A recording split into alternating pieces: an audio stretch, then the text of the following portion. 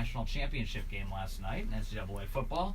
And we've got Tom Bevan with us to discuss politics at 8:35. I'm Vince Collins alongside Mary Walter. Good morning, and joining us now, the president of Judicial Watch, Tom Fitton. Good morning. Good morning. Thanks for having me. Yeah, thanks for joining us. We've been having some fun discussing impeachment with you here off the air, and the visual of Jerry Nadler and Adam Schiff wheeling the impeachment articles over to the Senate. And I'm telling you, I want one of those. What was it? Astro Flyers. What are those wagons called? The red wagons. Right.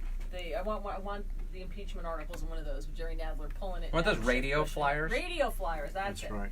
Yeah, in one of those. So what happened? Do we have a timeline on this, Tom? I presume the House is meeting together to ratify what Pelosi has decided to do, which is to send the impeachment articles over. Senate Democrats want it. They want to get it over with. So all of this has resulted in just a delay of the president getting some justice, which, of course, is par for the course out of the coup cabal running the House. This has been an abuse of the Constitution. It's been an abuse of the president. And they were abusing the Senate, and the Senate would only take it. They were happy to take it while they were away for vacation, but they didn't want to be made a mockery of for too long. Neither Democrats or Republicans. I mean, and everything that Nancy Pelosi has been saying in public and the leadership in the House seems like so unserious. Yesterday, Adam Schiff was asked, why don't you just subpoena John Bolton in the House? Why don't you just send him a subpoena? He was asked about it yesterday. He's like, oh, no, I don't want to expose him as a hypocrite. I'll let the Senate impeach him. Subpoena him, rather. Like, what? Like, you didn't do your work. You think this guy should testify. Like, what are these bizarre contortions they're putting themselves through? Well, this is not a legitimate process. A legitimate process, they would have pursued the witnesses they thought necessary to their case. But when you're engaged in an abusive process, speed and secrecy and a lack of respect for the rule of law are the hallmarks. And you saw that happening throughout the process. And now they're making it up as they go along. They need Bolton's testimony. And I don't know if the president is going to allow Mr. Bolton to testify. He said Friday he's going to invoke executive privilege if that happens. And so that will be the end of that. My concern is there should never have really been a Senate trial, in the sense that the coup cabal shouldn't receive the fruits of their corruption, which is the Senate trial, an abusive trial of the president, given the lack of information behind the impeachment, the lack of criminality, the abuse of the president's due process rights, his God-given rights. The Senate shouldn't have engaged in this trial. If to the degree they do anything, it should be just a little mini trial of the Schiff's prosecutorial abuse, and then they can figure out if they want to mess with that further once that's confirmed in testimony and an investigation by the Senate. But instead, this is what I think is going to happen. There's going to be a Senate trial. It's going to be 2 weeks of abuse of President Trump.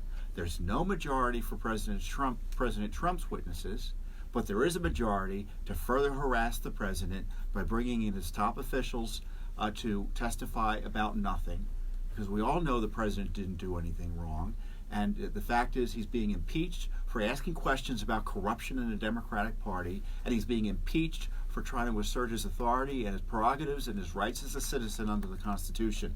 This is a wild abuse of power, and that's why I keep on calling it a coup. So if they do go to bringing in witnesses, as you said, the Democrats will get their witnesses. They're going to get what they want, because the Democrats always get what they want and Republicans never get what they want. Do you see then Republicans saying, okay, well, we're going to call witnesses too. We want Adam Schiff. We want the whistleblower. We want the person in Adam Schiff's office that the whistleblower spoke to, and on and on. I think President Trump will be wanting that, and he'll be told he doesn't have the majority to bring in those witnesses. And instead, those witnesses that the Senate does have the majority for, all the Democrats, more or less, plus 3 or 4 or 5 Republicans to get them over the hump for 51 votes. He's going to be told, they only have votes for Bolton. They don't have any votes to bring in your witnesses. You're not going to be allowed to make the argument that you had good faith reasons for asking about Ukrainian corruption. You don't think Republicans will have 51 who will turn around and say that we need to bring in these other witnesses as well? You don't think so? No, because of Susan Collins, who's saying that she's got a small group of Republicans who are open to calling the witnesses the Democrats want. But yeah, but has she commented on the witnesses the Republicans want? No, I mean, because she's... the Republicans No, haven't I haven't heard list. any of that. Look, I think to the degree the Republicans are interested in having witnesses, they want enough witnesses so that they are reassure the American people. I don't believe this political analysis is bunk, but this is their thinking. They think they need to have the witnesses the Democrats have said they needed in order for it to make it seem like a legitimate process. Susan Collins should go back to what she was saying a couple days ago, which is like, why would I be on Chuck Schumer's team? Chuck Schumer's spending $700,000 in my state to defeat me.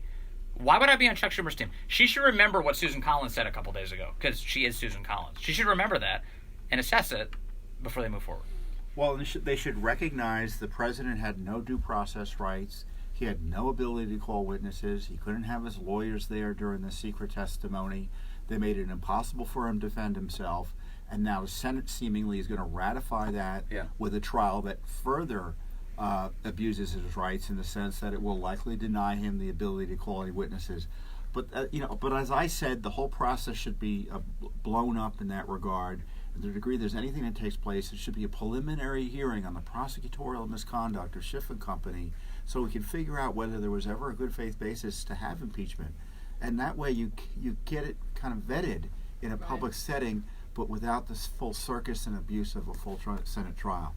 All right, more coming up with Tom Fitton, 7:43 on WMAL.